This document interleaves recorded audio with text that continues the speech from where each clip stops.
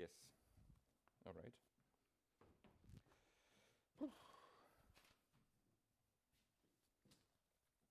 Yes, I'm going.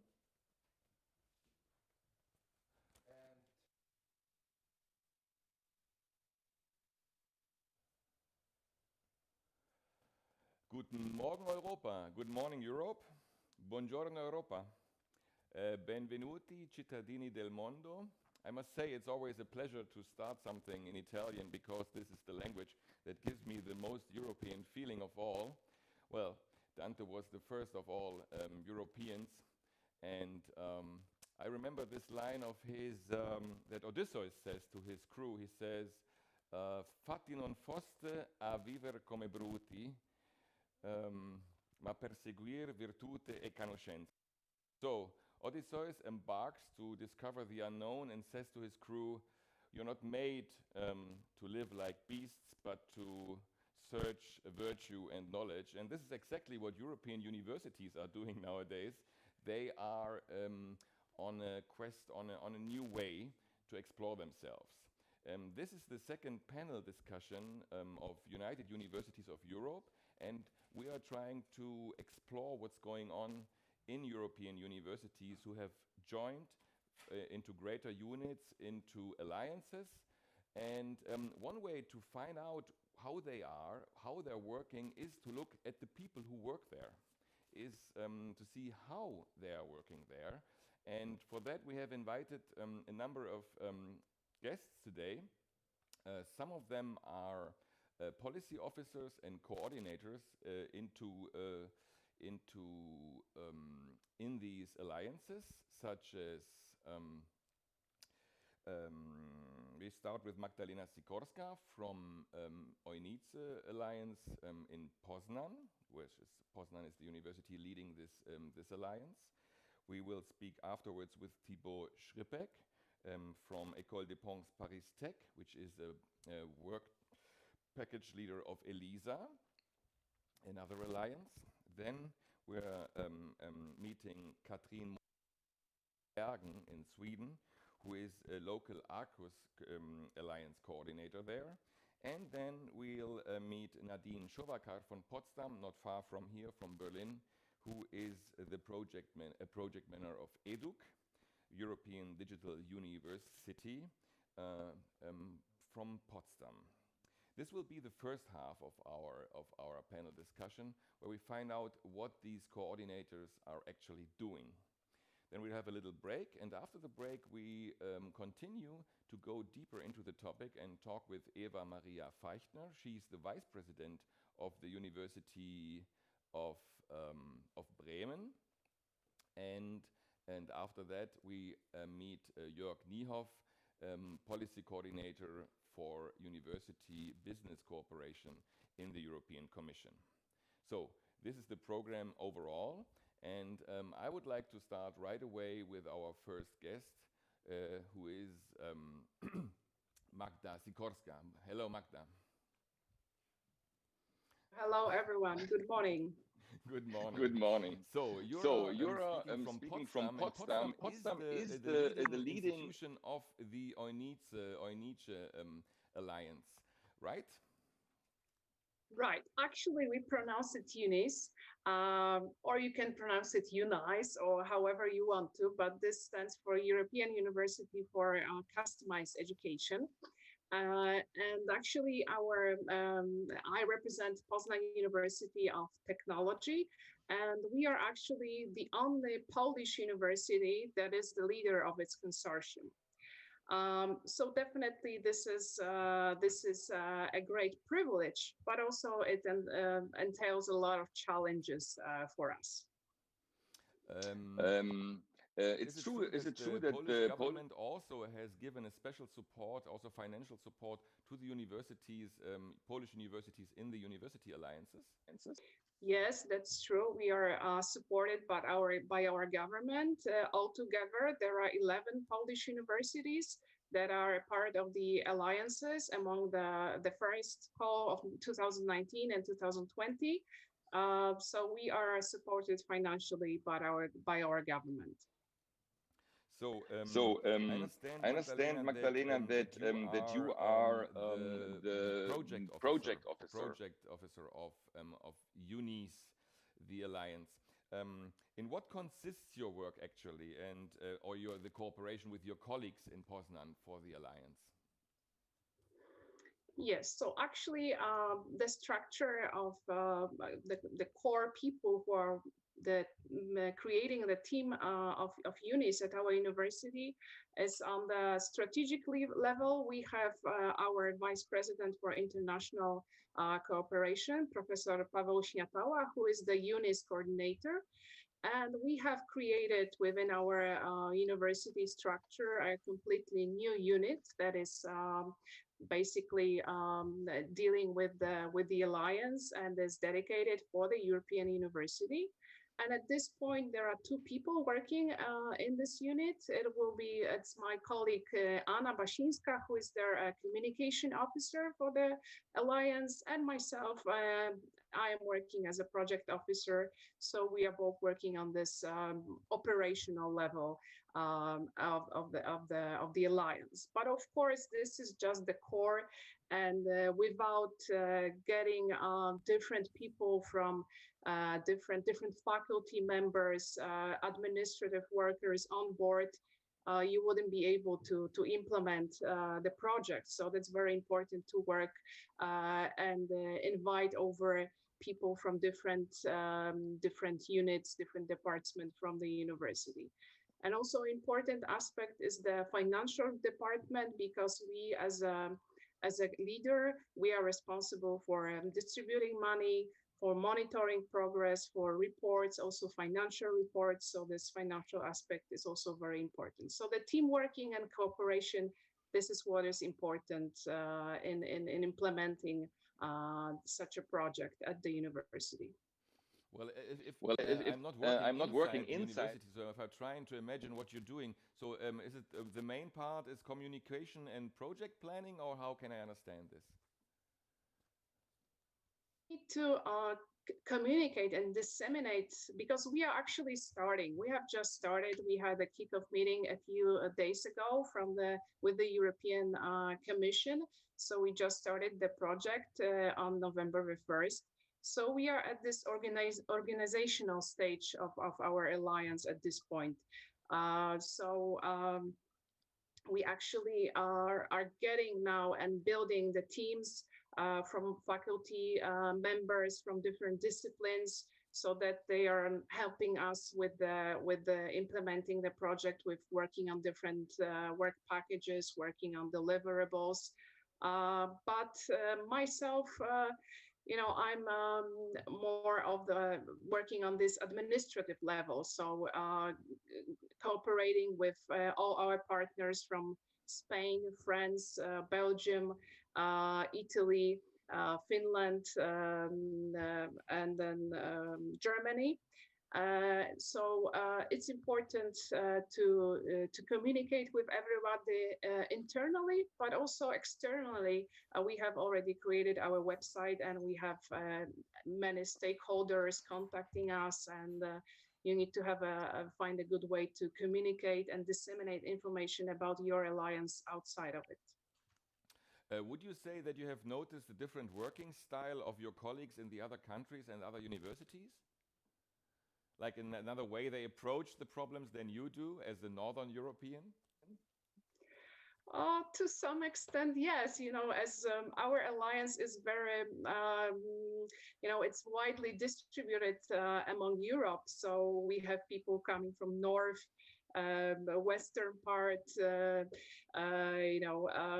so there are different characters, different pace of work, different approaches. The issue is also, different academic calendars, because for instance, during summertime, some of the universities closed, and we had to work on some important issues that the Commission required from us.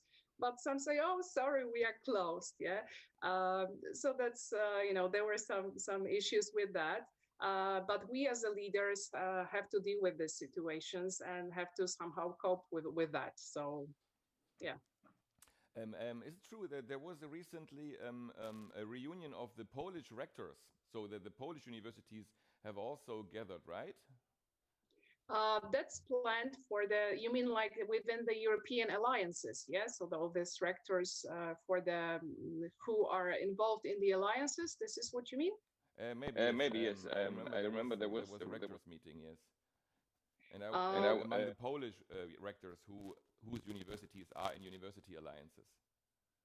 This is actually planned for the December 18th. This will be organized by by the other university in Poznań, Adam Mickiewicz University, that is involved in a different alliance, and they will be organizing this conference for rectors and for the people who are working with different alliances among Polish universities. So, still looking forward to this, an interesting meeting, panels to be involved with. So yeah, I'm asking because I'm curious, because on one hand your task is to keep the alliance unis together and to coordinate all the members of the alliance, but I was wondering how university peers in your own country change, or if you know what they're doing.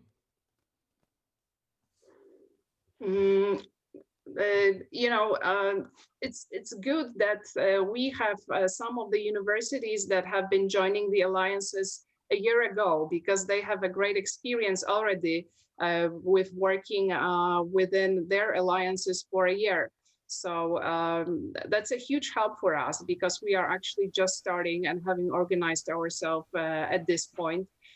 So it's really important, like, to organize internally within your country, so that you can exchange the ideas and learn the best practices from one another. Okay, Magda, last question for now. What would you think is the most exciting or the most interesting new task that you have taken over now that you're doing this job as a UNIS project officer? Which of these tasks that you have is the most challenging, most difficult, most interesting? I guess there are many of them. I would say that the team working thing is very important. Solving problems, work management, these are all important aspects of your work, because you need to deal with different challenges. Like, for instance, we work on this cloud, and then everybody works there. And for instance, one day you deal with an issue that somebody has forgotten its password and cannot access it. But on the other day, you might be dealing with an issue of a failure in a backup, and it's a bigger issue. So that involves some kind of risk management and so on. Of working within the alliance is the work international environment, and that's something that I really value in my work. Also, I think it's important when you speak different languages, because multilingualism, we stress the importance of it in our alliance. So it can be valuable when you are able to understand documents and texts in the other languages when you work with the partners from abroad. But we also stress in our alliance that this multilingualism is an important feature of our future UNIS graduates, because we believe this knowing other languages will make you a better and will be better for you in when you apply for a job. So would increase your employability being a graduate of such an alliance. Well, Magda, grazie per questa bellissima contribuzione. I want to thank you for this precious contribution. We switch now to our second guest. Thank you, Magda. Katrin. Did I say Katrin first or Thibaut first? I think it was Peter. What did I say first? Katrin. Okay. Sorry, Katrin. Now we're going into the far north of Europe, to Bergen, where Katrin is the Arcus coordinator. Arcus is an alliance that is already, and you are with the alliance.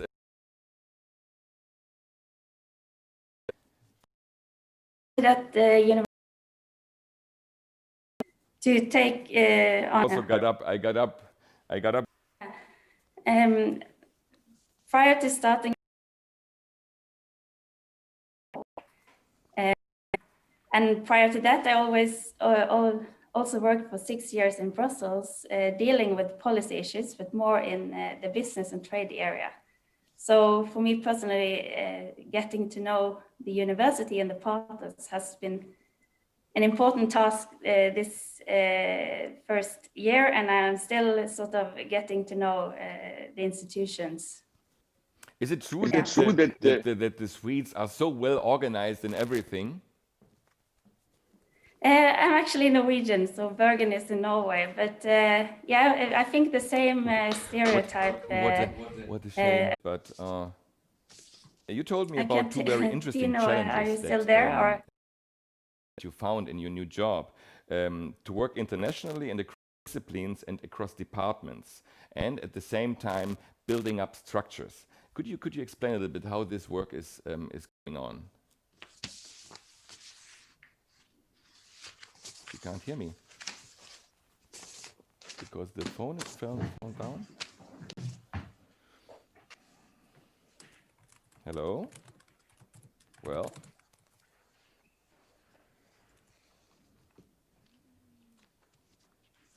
I'm not sure we are online. Shall we try to bridge this a little bit for our audience? Yeah. Now. I can hear you again. Excuse me, Katrin. This was very funny. That's my specialty. Let me ask the next question.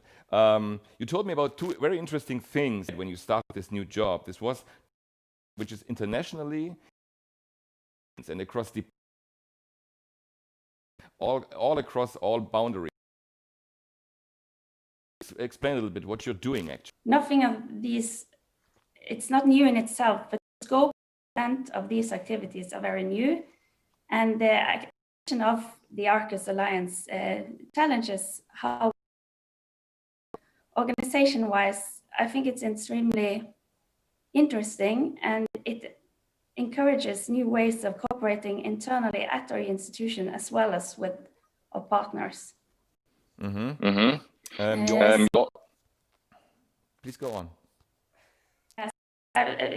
Just to say that I think everyone sort of thought of this, of getting to know the differences and similarity between partners, but what has been a bit surprising to me was also the extent of working with local structures and anchoring the alliance activities within our institution. And we have now set up an internal structure to support efficient decision making and management in a matrix organization. And the work is so extensive, involving more than 50 staff, so it's set up a coordination group.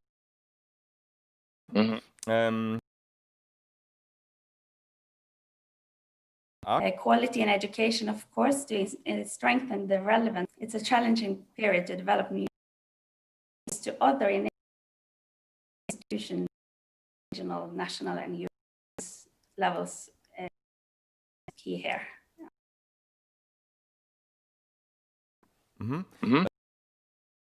The to communicate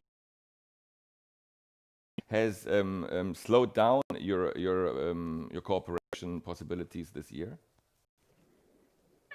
I think we have had a lot of communication activities through digital channels such as this, but engaging more in informal settings is not so relevant now. So I think we have changed the focus a bit, and then we can make up for that once the situation changes. And so we focus more on the tasks that can be done in a digital way and at our desks before moving on to more outreach activities and informal settings.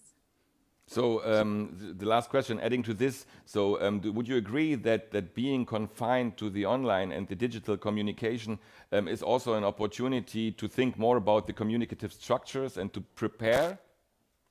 Yeah, I think that has been very important now that one of the few benefits of the situation is actually that we have been able to reflect a bit internally on how we work. And I think also it has made us be more innovative in working in different ways and new ways that we also can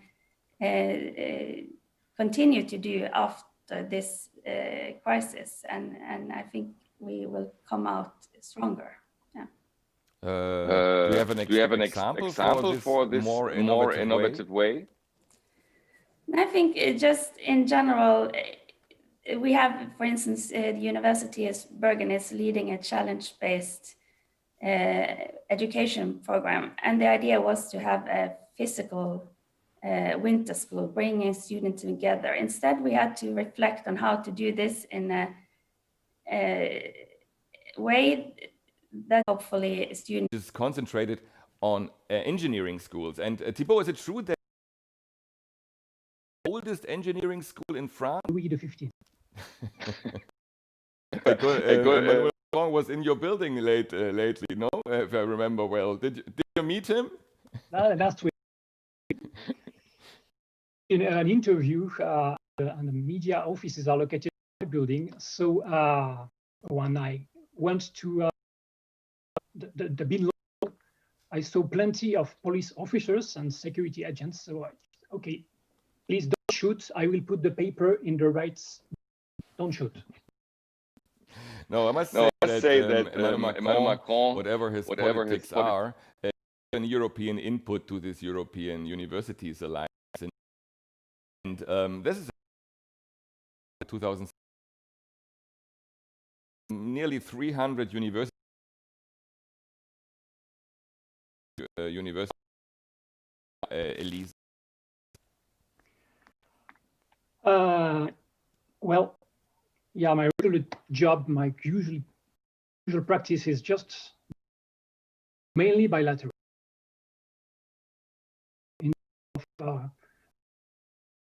Of work. So with those multilateral projects, the European universities, a lot of borders to cross. This is multidimensional and brings elements of complexity, of course, and it makes things a little bit spicier.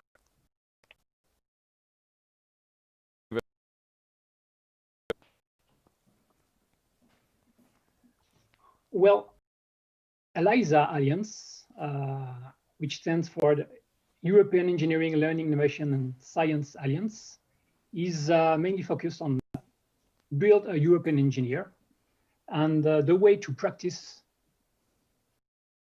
the profession of engineer, the way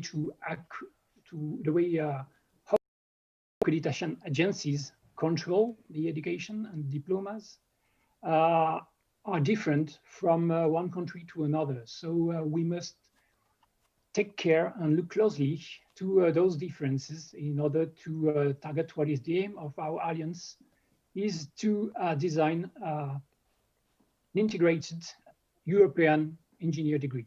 Mm-hmm. Mm-hmm. Is your work package concentrated especially on this? So the École des Ponts is a member of the Eliza Alliance. The Eliza Alliance is coordinated by the Universidad Politécnica de Madrid. And my institution is in charge of the work package dedicated to accreditation and education management. So it means that we therefore will analyze the differences between the curricula, the requirements, and we will strengthen our common approaches and create new ones. We will design a credential diploma supplements as intermediate steps in order to target the Eliza degree. And of course, we will have exchanges with our national authorities. For instance, I have this afternoon a meeting with the French National Accreditation Agency, the Commission des titres d'ingénieur. So the aim is to contribute to the removal of barriers for the practice of engineering in Europe. But I think also the objective is to strengthen attractiveness of the European educated engineer around the world. Well, wouldn't it be easier just to take the German engineering diploma and to adopt adopt it in every country? I don't know if it will be easy. Hopefully, probably 3 years will be really short in order to reach this goal. No, but allow me to go into this question for one moment. So your task is on one hand to look at how the engineering is taught in the different members of the alliance, and also how the different legal systems are to create a diploma, or what is your work consisting of in detail? I think there are those two approaches. An approach from the institution of higher education. So look closely to the requirements, to the courses, to the credits, to the internships. So really the design of the curricula, but we will have also this look from the local authorities and the professional organization in terms of practices, of practice, of titles. And I think we will have to look closely to those both aspects, from institutional point of view and from the unions of engineers, for instance, and accreditation agencies and local authorities. So you think that when there is a common European engineering degree, that it will be more attractive internationally? I hope. There's this North American US accreditation label, which calls ABET, and it is widely used around the world. And I would like to have those European engineer degree or a label like US, and we have the INERI organization among our members as partner member of the Eliza Alliance, in order to have this European educated engineer. And I think this kind of engineer have specificities in terms of science, in terms of connection with the society. And this is really a European specificity that we should be proud of. Well, I find it really interesting. Alone the public debate about the development of this degree is certainly modernizing the way of thinking of how engineers are working. Maybe last question, Thibaut. What special skills did you have to learn now for this new position as a work package leader, as a coordinator for the Alliance? Well, I'm not sure that project management and delivery related to European universities or work package or so require new skills. It's rather a combination of skills that we already have within our institution, within our teams, like budget and financial monitoring, pedagogical engineering, quality assurance. So it means different skills, so different people in different departments, and having them in the right tempo. So that is challenging. Knowing how to mobilize colleagues, targeting their interests, and having their added value as much relevant as possible. So I would say, fortunately, European universities are finding a really positive echo within our teams and our institution. We have plenty of enthusiasm, but colleagues' time, it's a more delicate subject.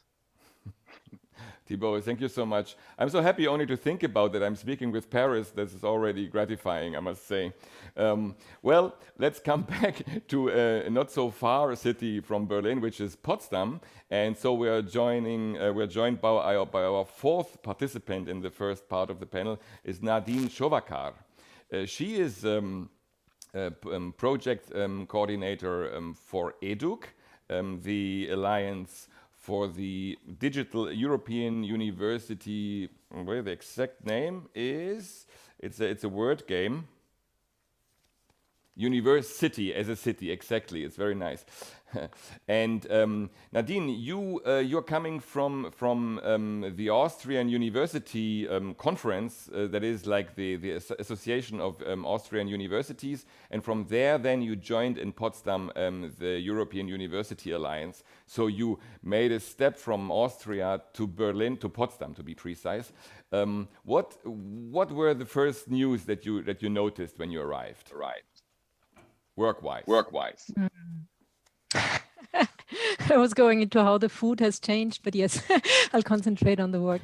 Welcome from my side also. As Tino was saying, Nadine, I work for EDUC, the European Digital University.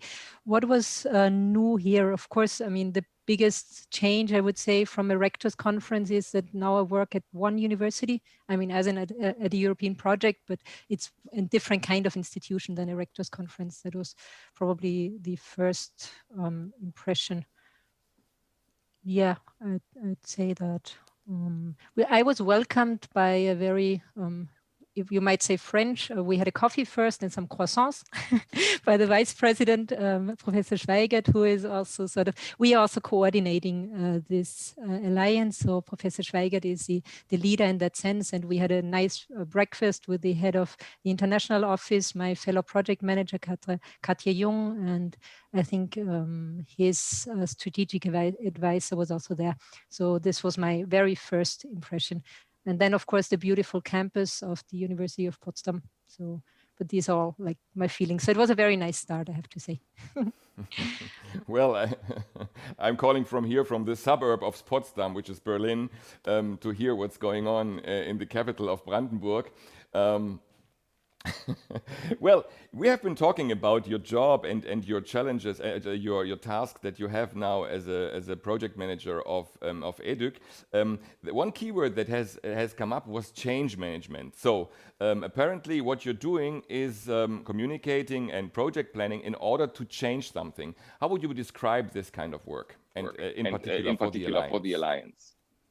Yeah, I mean, first of all, you know, nobody likes change in general. And this is a very big change management project, or actually it's a project that's supposed to be a structure later. So we have like different lines of our development. One is to bring it from project to structure.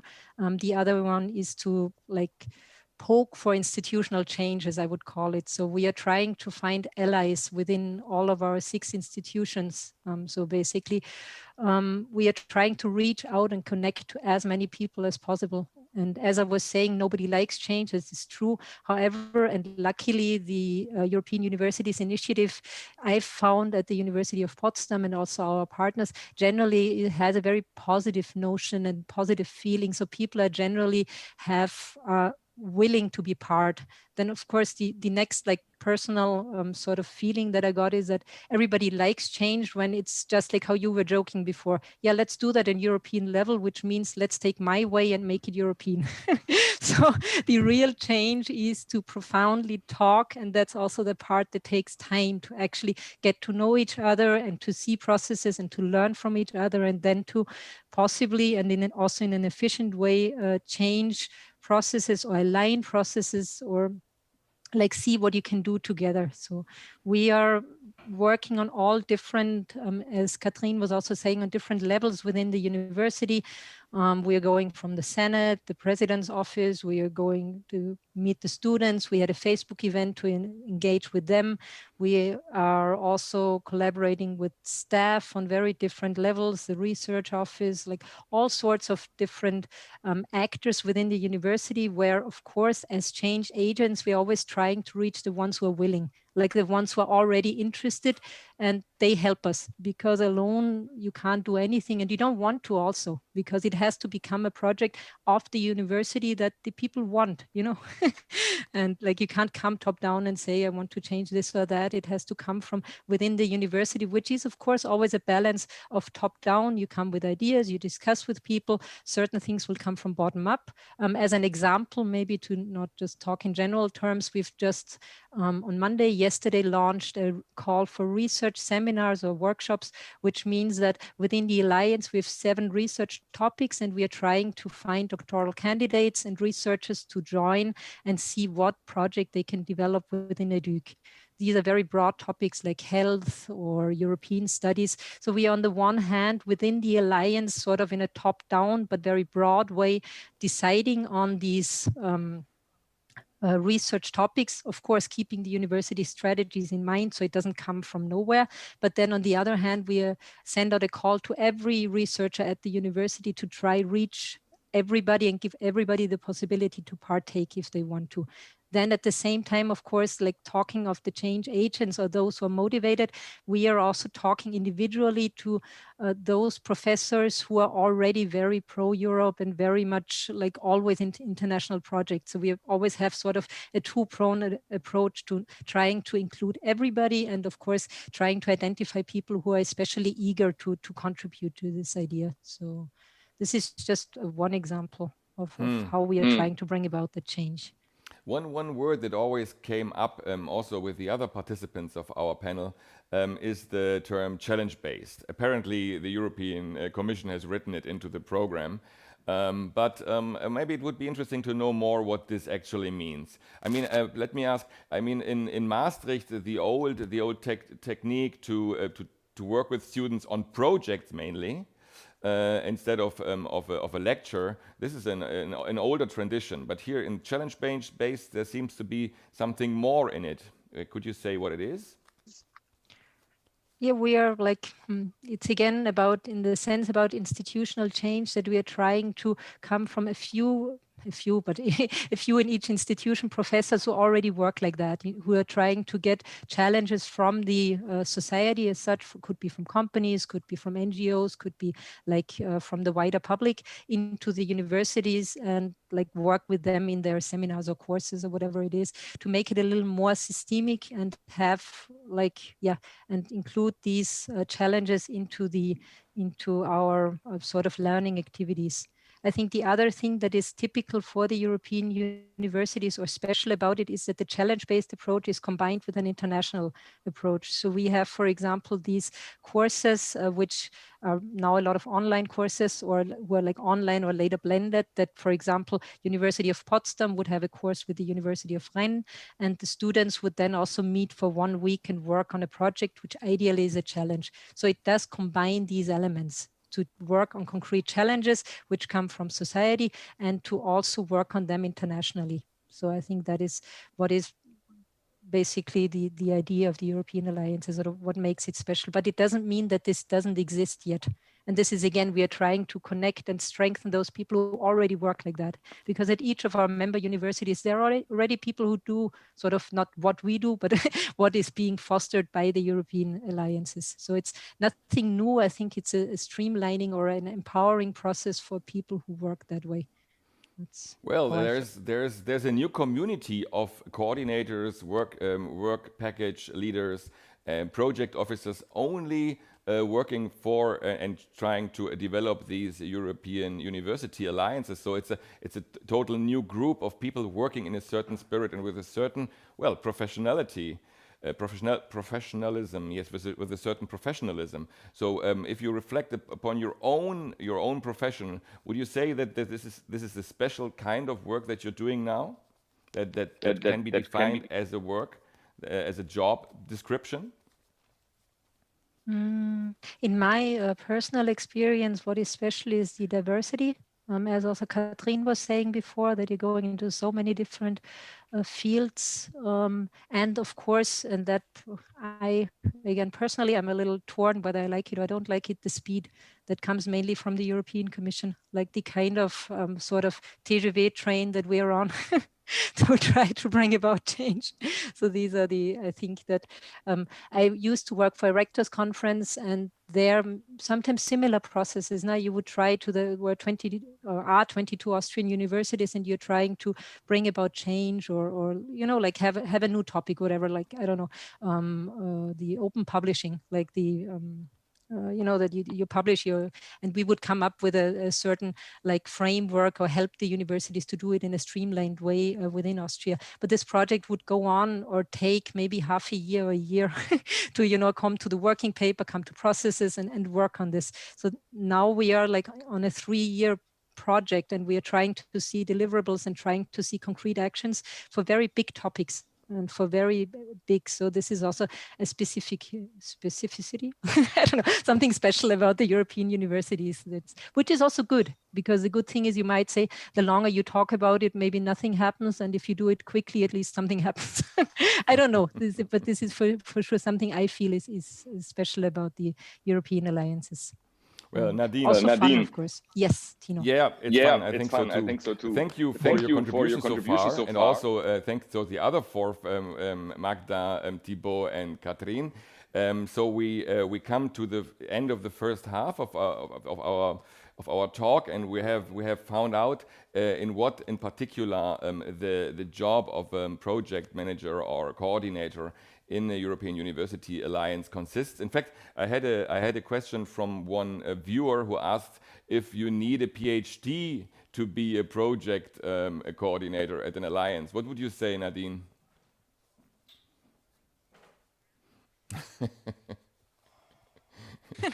No, at least for our university, not everybody has a PhD who is working as either work package leader or project officer. That's if I may, you know. Okay, so sorry. Yeah, Tino, if I may, if some attendees are currently looking for a job, my alliance, Eliza, is hiring, and we are currently hiring a dean of studies. So, the Alliance, Eliza is hiring a Dean of Studies, and I also know that there is a job ad for the... Okay. So Eliza is looking for Dean of Studies. What's the name of the position? Dean of Studies. Dean of Studies. All right. So this is one job change. Another job change is I think the Alliance Europa is looking for a coordinator. So there are already two jobs to have in this context. We would close this part of the debate for a moment and have a little intermission of 2 minutes and come back and talk with our man from Brussels. So thank you so far for now. Thank you. See you in a moment.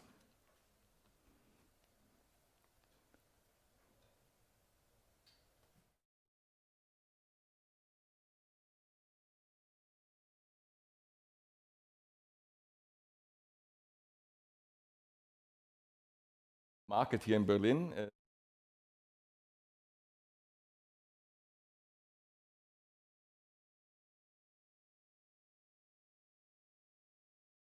Panel talk was acting as the advocatus diaboli. I hope he will not be so nasty today, but we'll see about that. Peter, are you ready for our talk?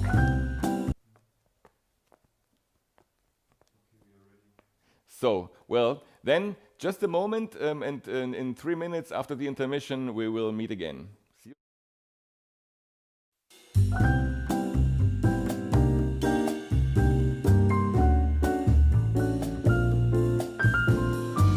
Mr. Bremen, here you are. You organize these monthly online debates. What are you trying to achieve? I'm sure you know the term citizen science or open access, movements that open up the production, the factories of knowledge to society. In this age, in the early 21st centuries, universities are going through radical change, kind of a revolution. They're opening up, they're creating an atmosphere of cooperation, and they are helping to dissolve national borders. I want to be part of that, and this morning I read a phrase by Bertrand Russell saying, "Successful revolutions are stimulating those who believe in them." What is the meaning of the triple U?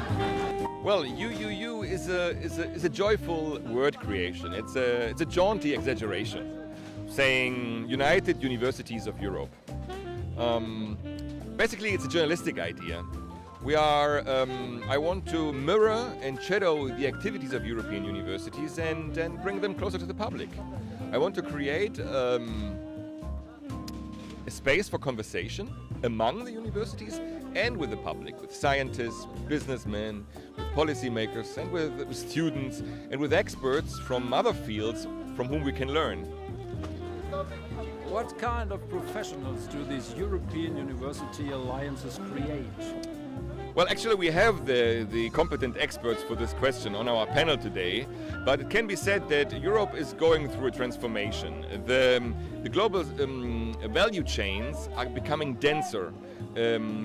Production, trade, and services are more intensified, and Europe is in the middle of it. And I believe European universities are the institutions that can train the necessary professionals for this.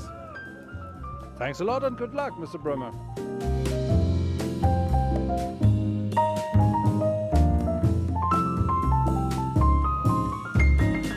Well, we are back again. Hello. This is the second part of the United Universities of Europe panel discussion from Berlin. After the first half, we are now talking with Peter von der Hijden, our man in Brussels. Hello, Peter. Peter, we have been starting this whole conversation about the professions in the European University Alliance when we noticed that they are structured like research projects in work packages with certain topical fields which reflect the tasks and the working fields and the professions in these alliances. No? Do you think that this university alliances are creating a new group of staff, a new profession? Yeah, I think so. Listening to the colleagues, the big change is the scope and extent, as Katrien said, and the speed. Now, what does it mean for the jobs? It is creating new jobs, like directors, coordinators. The job of Tino, our kind host today, is a new job, you could say. But more exciting and more deeper for me is the transfer of the old jobs. And those old jobs are the people that I call the gang of 500. And those are the 500 Alliance task managers. And they do the real work of the Alliance. And those people have a job. They have a regular job in administration, education, research, and innovation. They are, for example, program directors locally. They are responsible for the virtual campus locally. They are responsible for HR, for the library. They are researchers and teachers. But now, all of a sudden, they find themselves to collaborate in the Alliance task teams. And they are now building the course catalog for the Alliance, what they used to do on their own. They are building the virtual campus for the Alliance, what they used to do on their own. They are working in HR on a tenure for the whole Alliance. So you can move jobs between the institutions. They are working on open science for their institution, but now in a task team for the entire Alliance. And this is a change for those professionals. It's a kind of an upgrading. It helps them to benchmarking, to become better professionals. It also helps to integrate the members of the Alliance to a certain extent. It's a partial merger. But if you focus on the professional aspect, this is motivational. This motivates these people. They suddenly, and that's the perspective that I want to give, when you work in Alliance task team for the library, for the HR, for the student admission, you have a career perspective. Locally, of course, but also in the Alliance.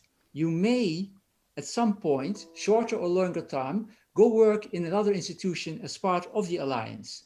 When the kids leave the house, you can go for 1 year to Finland or to Rome, because you have a career in the Alliance, even hopping other alliances, as we were just encouraged to do by the colleagues putting forward their vacancies. So for me, that is something motivating, and it changes the nature of your work. It makes you start dreaming, even if you never leave the place where you work. In UFO, they call this the staff journey. And I think it's a good idea, Tino, that you put the gang of 500 in the limelight, next to our dear coordinators and presidents, of course. Thank you, Peter, for this brief intermission. And we come directly to Eva Maria Feichtner, the Vice President for International Relations at the University of Bremen. Eva, hello. I know you have to go at 1 o'clock, so we have to be quick with you. The interesting thing is, on one side we have seen how the coordinators and the work package leaders and the people who project officers for the Alliance are working. Now we're seeing your perspective as the Vice President responsible for the staff and for the management of the University Alliance, right? This keyword, staff journey, how does it relate to the jobs that these people have? Well, let's start from the idea of a student journey, because I guess that's more familiar to all of us. So we want students to move all over Europe, all over our different campi. And now our idea at UFA was, it's not only your studies, life is a journey, professional life is a journey. And we want we're convinced that if we want students to move around, the institutions can't be solid. The people working at the institutions can't be purely home-based. They must have this experience themselves. So that's what brought us to concentrating on this staff journey. So enabling our employees, enabling everybody working in the university environment to go out, experience the building up of the European university, go out, experience how their profession is carried out somewhere else, go and connect, go and liaise with others and learn and develop. So we're thinking of that as a very physical thing, right? We wanted people to go out on job shadowing projects and things like that. Well, we all know the pandemic has cut that short, pretty much brought it down to zero. And what we did, and I think that was pretty successful, what we did is to quickly come up with training programs, virtual training programs that brought together people who otherwise wouldn't have met in the same way. So as Peter pointed out, the librarian, the HR expert, and so they had the opportunity in a very low threshold way to meet, to connect. In a way, the pandemic has helped us to become more inclusive. I mean, just think for a moment, you just mentioned, well, the kids have left the house, I can go for a year somewhere. That's the answer we get from many people whom we try to get moving. They say, I mean, I have 3 kids in school. What do you think? I'm not moving anywhere. And by the way, there's a pile of work. And now I can go and tell them, well, there's a staff training tomorrow at 2 o'clock. It lasts for 2 hours. You can meet your colleagues in Finland. You can meet your colleagues in Spain. That's your opportunity to experience Europe. And people do. And people come back to us and say, that was great. And, I'll seriously think about going out now and taking up this burden of organizing everything around, because I want to experience the real thing.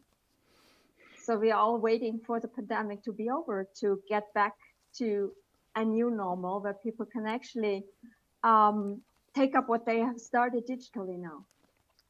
We have to cut this short because Jörg Niehoff from the European Commission wants to leave at 1 o'clock, but we have time for one more question, Eva. We have been talking about lifelong learning. That is, people who leave university to become professionals, but maybe come back. How can the alliances contribute to this? I work on offering lifelong learning to people in a more close to their job way than universities were doing that way back.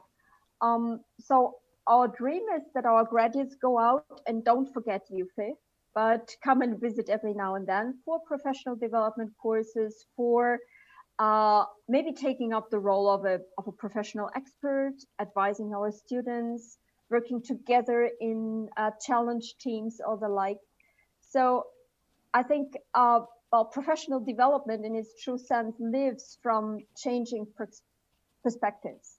In the same way, we want researchers to take every now and then the position of a professional service staff member and vice versa. And we want people to go out and come back from our alliance. So that's what I think is the truly enriching thing we can work on.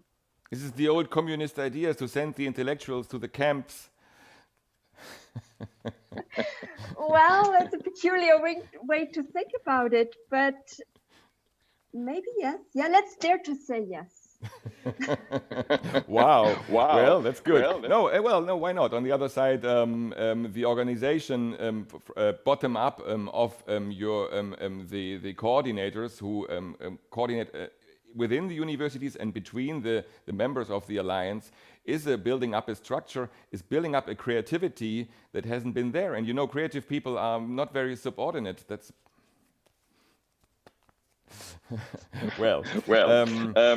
Eva, thank you so far. I think I have extended the first part so far that we have to hurry a little bit. So thank you for your contribution.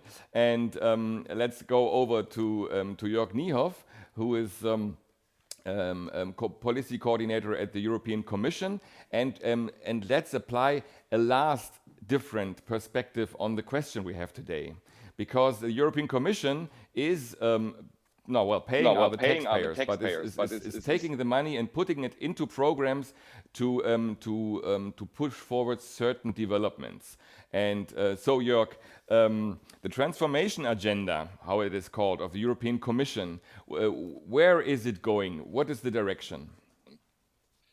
Yes, thank you, Tino, and good morning to everyone. Well, the transformation agenda is not yet there. So let me perhaps bring the context in here.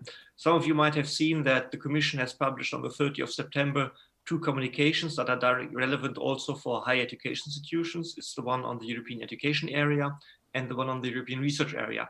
And both put higher education institutions at the core of a transformation also of the society. So what we want to do with the stakeholders, in particular with the European universities and with the member states, is to develop by the end of next year a transformation agenda for higher education institutions. And that will not have the TGV speed that Nadine called it before, perhaps rather the long distance that the TGV can pass.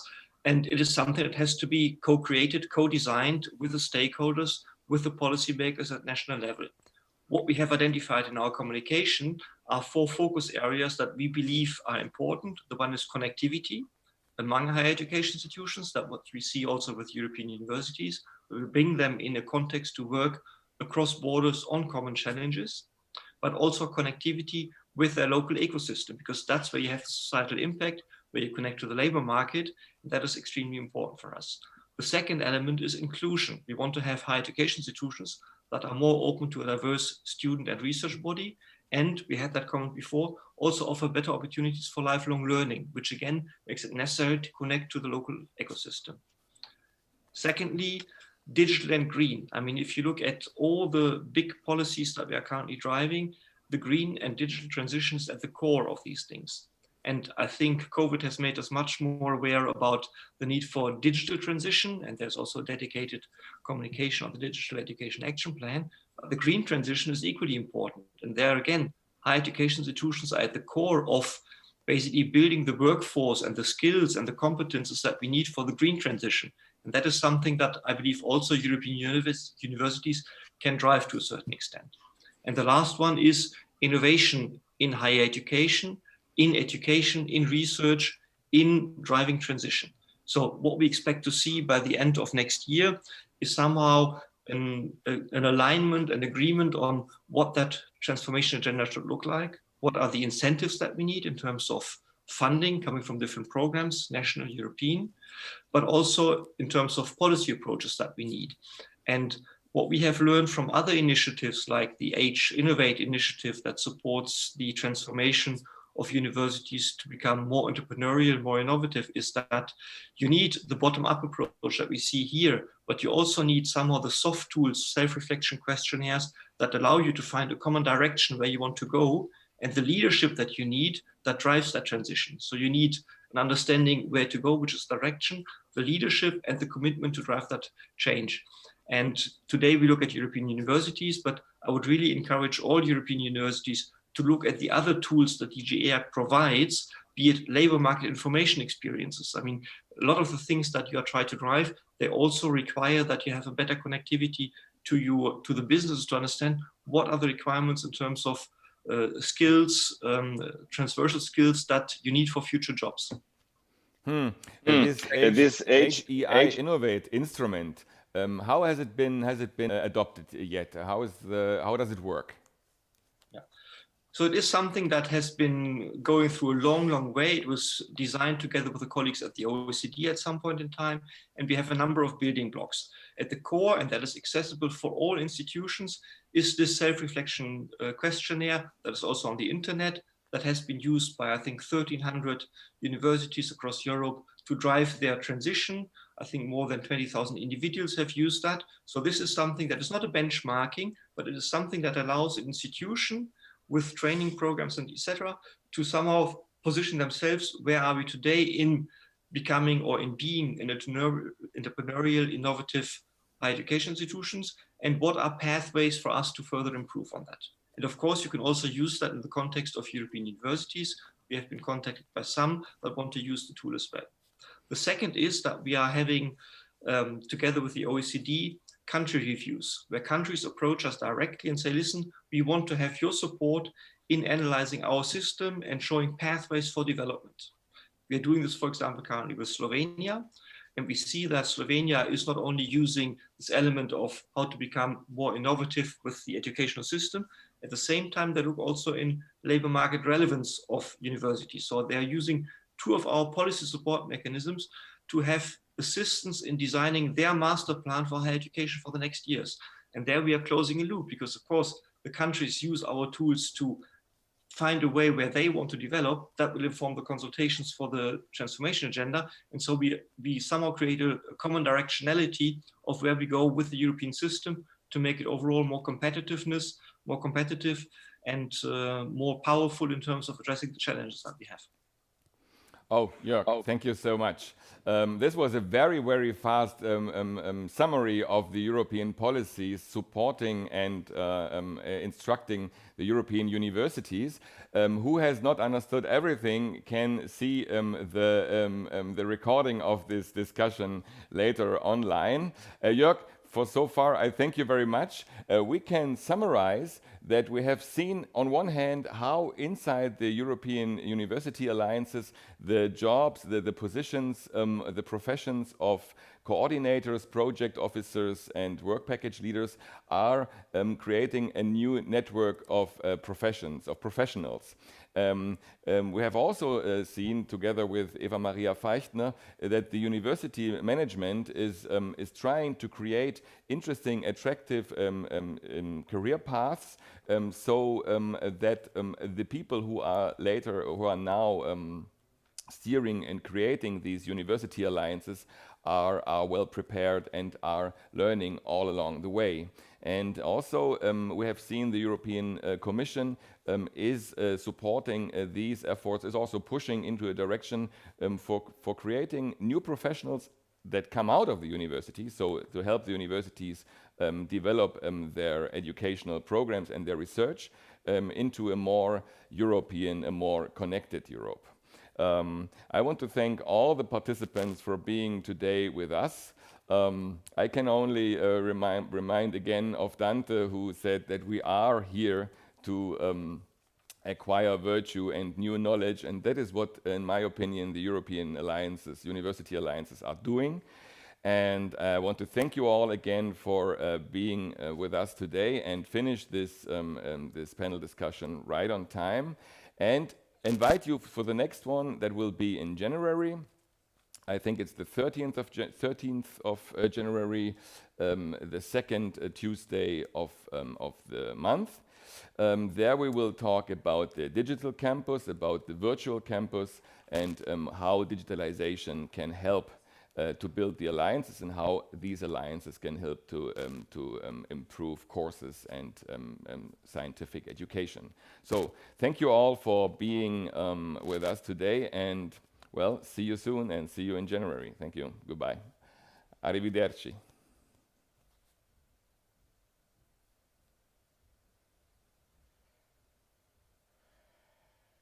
Am I off?